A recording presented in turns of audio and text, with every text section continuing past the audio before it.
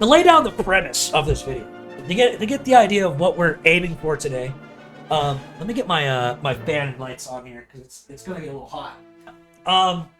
You know, how does Vitality go from literally winning Worlds just a few weeks prior to performing really bad? And out of all the teams that showed up, how is it that Rule 1 is the upsetter of Vitality and BDS and not Liquid or Carbon Corp or G2 or Space Station or Gen G? You know what I mean? Like, here's Rule 1. Even Falcons. Why is it not Falcons that made this upset? You know what I mean? Crazy to me that, like, just at Worlds, they were 11th. And then they came in and they shit on both these boys. You know what I mean? Like, what? That is hilarious to think about. So we're going to go over that a little bit. We're going to see what the deal is. Kind of really curious about what happened in threes here for Vitality. I've not watched any of these games, except I did watch one of the games in the version 1 and Rule 1 series, because I was working with a team that need to be explained rotations and extensions a little bit. And I used that game as an example because I assumed that they would have pretty good rotations. And on both sides, they did. But not at the level that Vitality did at Worlds, to be honest. So I'm really curious to see what this looks like. So anyway, this is Rule 1 versus Vitality. This is the series where Vitality got obliterated. And this is the game where they only won by 3-2, which is a much closer game, which is like, all right, if Rule 1's going to upset them, this is what I expect. But this isn't the 5-0 yet. Either way, I do like the idea of this overtime swap they did here for Rule 1.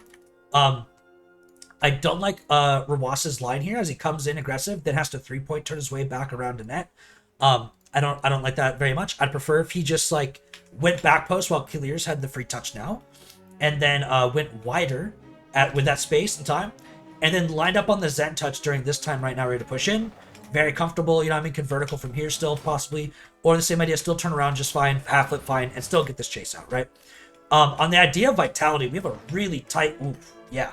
So two things. One, Alpha's really aggressive, and two, Zen's pre-belling from extension or 2 out to 3 during that aggressive third man line from Alpha. So like, yeah, really bumped up right here. Not ideal. Don't know what the mindset was on that and why they did that. But that's really not what I would expect from them from the World's performance. Radisson came in hot. They do love their direct challenges at net with Vitality. This one's a little optimistic though. This one I'm a little more understanding because Alpha does get the first touch here. Alpha knows that Killers is awkward and is taking advantage of that. And so that one I kind of expect that at Alpha, but the Radisson one feels a little out of pocket. Zen gets his free ball, throws it away on accident. What was Zen's POV on that? Zen to the pass, Radisson in, can't shoot, out. Here's his save.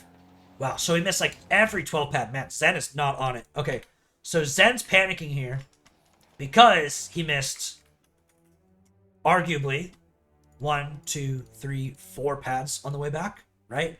Or 4 pads on the way back, however you want to think about it. At least these 3, though. He could have easily collected those 3. He even tried to collect those 3. He missed 2 of them, only had 12 of them. If he had 36 here, I'd argue he probably gets better possession into the corner here, and that makes it happen. So Zen's really not playing on his game right now. Really sloppy on Zen. Radisson tries the demo, they skip past it. Going through Rule 1 here, this is a big area of strategy that I usually saw them having. And this is where the rotation ends up falling through sometimes. But they have like a double Y situation. Both the second man is leaving for the side boost and third man is pushing for the side boost. But they're not just committing somebody into the midfield here for the Boston, you know, free pass mid. Like, it's not a free pass, but like he literally has a free ball right now. So like it is practically a free pass mid.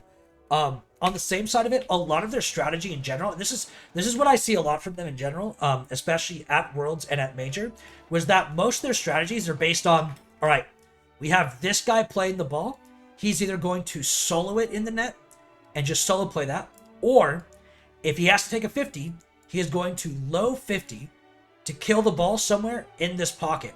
So they have the best fake and shadow or the best immediate lineup, right? The problem with this is that if you show up in front of him and you feign a 50 and you give him the solo, he's probably just going to basically shoot that ball, meaning that your third gets a free ball in comparison. And that's generally speaking what I saw as like the biggest counter to them, is that people just stop trying to 50 them. Instead, they would take a soft 50 or a no jump 50 or a low 50 bump kind of deal, and they just come in soft and fake, and then let the ball throw away. They'd collect the free ball, or third man would get a free ball, and they'd just step up and get the free pass. And then since the other guy was literally like waiting for the cleanup, he gets played around for this force pass out behind him, as the extension that made the fake here, or the extension up here, just gets this free collection. And now it's a 2v1 pretty quick against the third man, who's literally this guy, really aggressive, breakaway shot cleanup, you know? And so, like, in this motion here, because they're so used to playing that, they were expecting that since Ross is already aggressive here, and he's already pushed up, that he was going to rotate out, and Kaliers, as third man, was going to come across and play this short side, right? But instead, Kaliers needed the side boost because he was a 0 boost third or something like that. And then Rawas didn't expect him to be there, so he pre-bailed and left and got bundled up in that spot. So, that's a lot of what I see in their strategy, and they broke it here in this situation. And it's a lot of like what I like. It's not a bad strategy per se, but it's one-dimensional is the problem. And so, like I was saying, by faking that, like what Zen does here naturally, Radisson gets the touch. But where Vitality's bad right now is Radisson and Alpha aren't playing the proper roles for this. So Alpha has the smoother line to get the catch and the possession, and Radisson doesn't. If Radisson went around this way and popped in like this, he probably would. And they could have smoothed up Radisson's line here overall as it's getting forced into midfield here. And instead of pre-ing the backboard, they could have been grounded and literally just got a ground to air dribble right here, or jumped up, inverted it, and passed it cross-side to Alpha, who's out here, right, who was out here, and cross-passes Alpha. And then there's that breakthrough I'm talking about. Ross awkward back in net. You know what I mean? Kaliers basically turning in for this immediate low-side 50 challenge. And since they're slow to an infield opportunity, because they're playing for the low 50, they end up being slow to that pass interception as well. And so it gets the free cross-side pass around them. But the Radisson and Alpha lines were both really sloppy there and didn't have a pass out or an opportunity to actually get control of that touch to pass it out effectively. And so what this turns into is like a leapfrog thing going on here as well, where it's like as the Mawson play hits, right, we have Rawas here not playing the extension to demo Chase Zen, but instead they bring third man in to play the low 50 or the backboard pop here for Kaliers. Does the best he can read it. Alpha gets a piece of that, I think. No, he doesn't, but it goes off too far to the side, so Clears has to recenter it. And then Moss is pre-billing, again playing, and then with Rawas showing up to play for this low 50 drop here, right? But if we just give them the shot, and then we play for a third man save to sidewall, it's going to be an awkward challenge by Mawson, breakaway for Mawson, demo in the midfield by Radisson, really good extension demo on him, and then now it's an awkward 1v1 versus Zen versus Clears, right? And so you can see, like, to a good degree, where this strategy is still falling apart versus Vitality in this game here. Where, like, they're still giving them this awkward sidewall shot, putting it to midfield while their second man's here, third man's rotating out on the wide side. And then that's causing them to get a free touch, but their third man positioning isn't here. Instead, it's like right here, or it's backboard coming down, or it's, you know, shadowing back this way to an awkward roll up the backboard to then solo play back out kind of thing, which is causing him to take more time or have worse passes or worse touches. And so Vitality's execution is not anywhere close to where it was of their base strategy, I would say, or what was countering Rule 1 initially as they were at Worlds. Wow. Ross 50. Clears is in the midfield now. The one time they make a pass, great adjustment here. And so this is actually what is probably going to make the difference here for the game that they went 5-0 in, is that since Vitality's third mans are so sloppy right now, they also are lacking a bit of midfield pressure or a third man interception for a line like this, and that's going to cause them to have a midfield passer. And like, if they adjust for midfield passes like this regularly, this like, I could see why the last game would end up going at head over heels in Rule 1's favor. You know what I mean? Like, that midfield passing is a big opportunity that they usually don't take advantage of. Solid. Okay. Definitely should have been saved by somebody along the lines here. Oh, Zen turned up. Oh, bad choice. This is our far side right now. This is just shot. This is not a pass. Rawas is pushing this direction. It's going to get killed to Alpha's side of the field some way. Alpha should stay. Zen should leave. I don't know why Zen's turning up. This makes no sense. They're just like, the execution on Vitality is really low right now. And then Zen's slow to get there, so he can't jump up to challenge Kaliers. Super awkward. I'm just going to do a quick line test here. Turn right. Even facing in. Out. Up. Drop it over to Alpha. I don't see the problem. Yeah, I really think Zen fucked this up really bad. Zen is not on his A game. from the plays earlier in that one, definitely not on his A game. Radisson. Wow, solid play on Radisson, honestly. Really tried to bait out Mawson as much as he could. He held the flip a little too long, but overall, not bad. And then Zen just beats Kaliers and Rawas a little awkward. Honestly, I'd argue that in this spot here, Kaliers and Rawas are both trying to play behind Mawson for the low side. And by playing to the ceiling and slowing them down, they get awkward overall. But if one of them, like let's say here, Kaliers, how much boost he got? 68, perfect. Plenty of boost.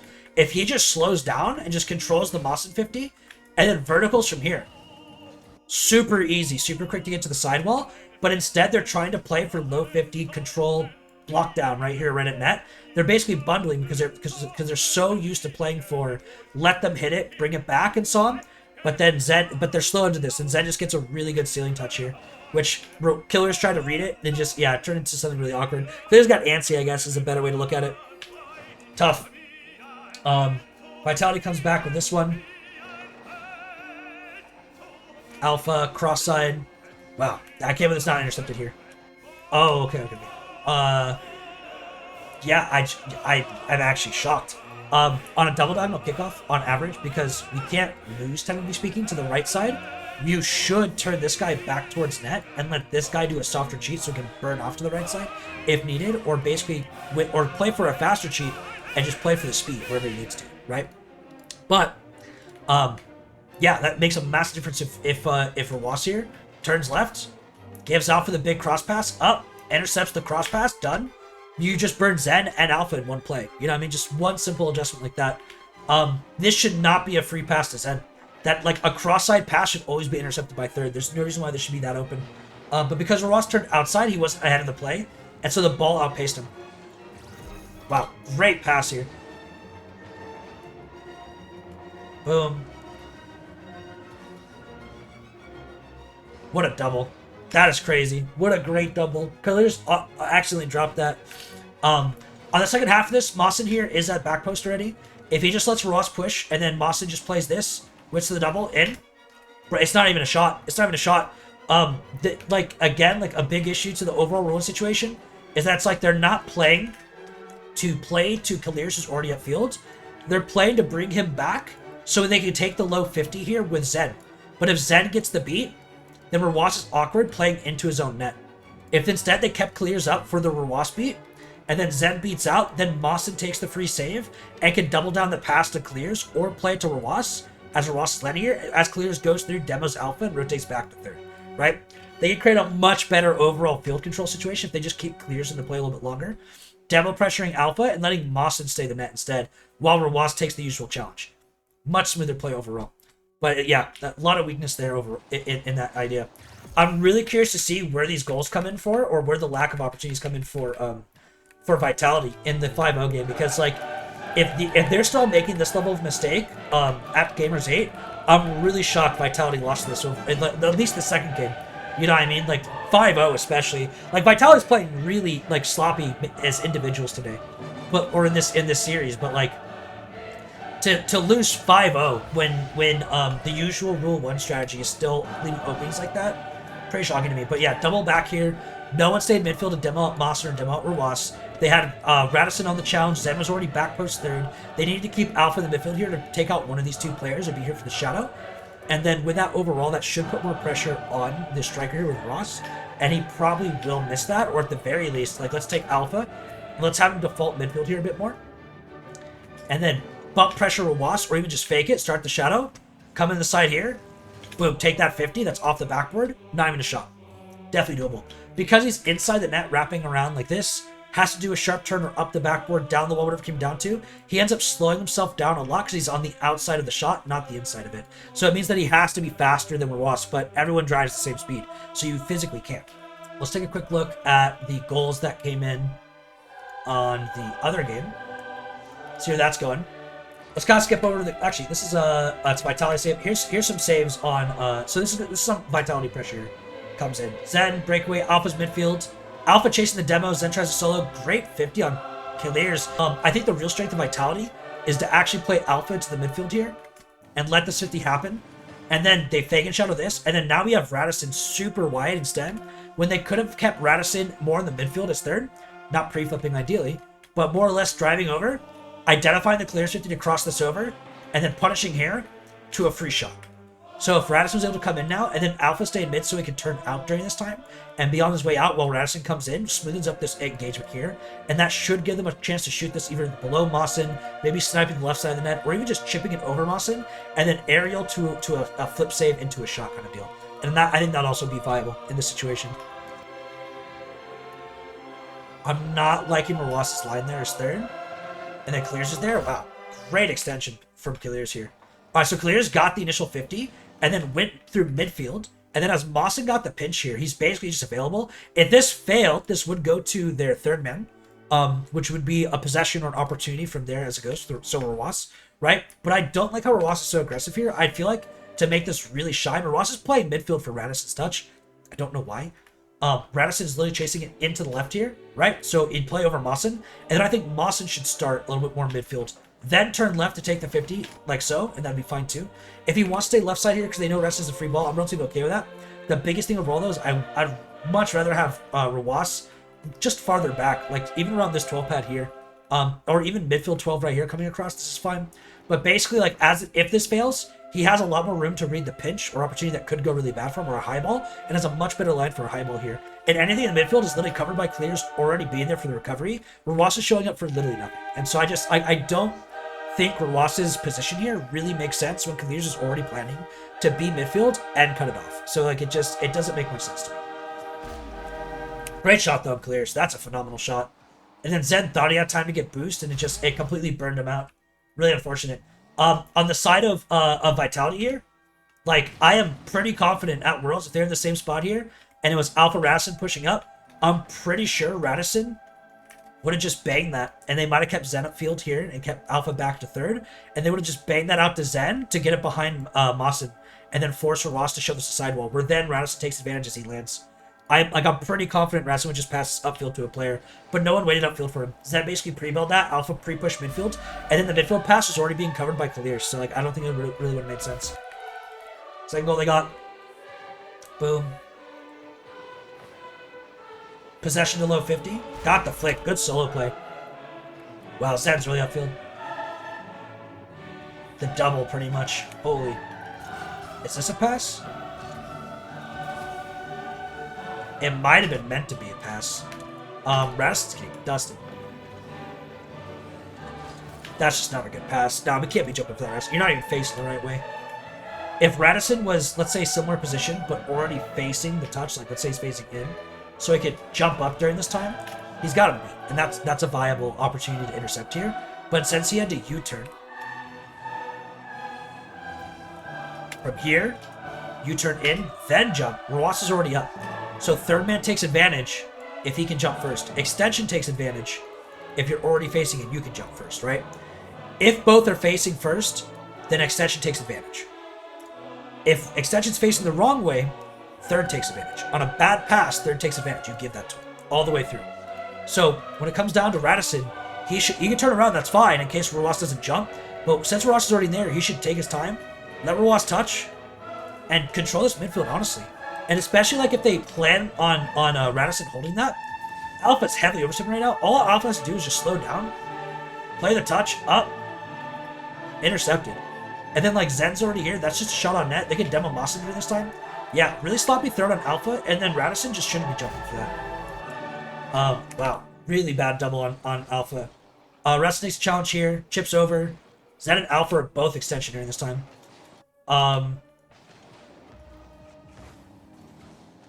Alpha's the true extension. Oh, but Zen got clobbered by Mawson. Holy shit. That's dirty. Let's watch this back. Let's just watch this back. Good boost steal. Just flipped him up, then clobbered him. Holy shit. Mawson's huge. Get him out of that game. Mawson's massive. Bang.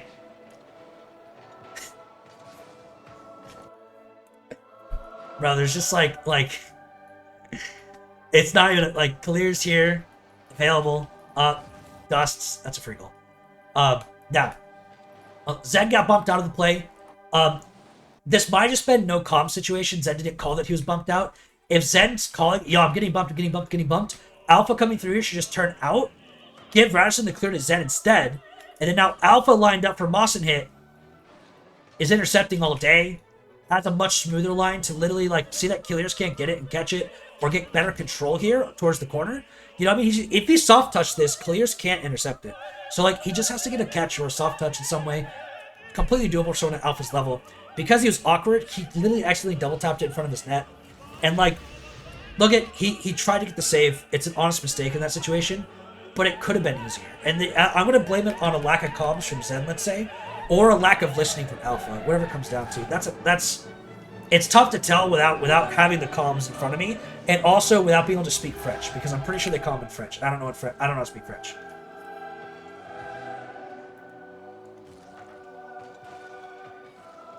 I don't hate the jump from Radisson, but it's not ideal either.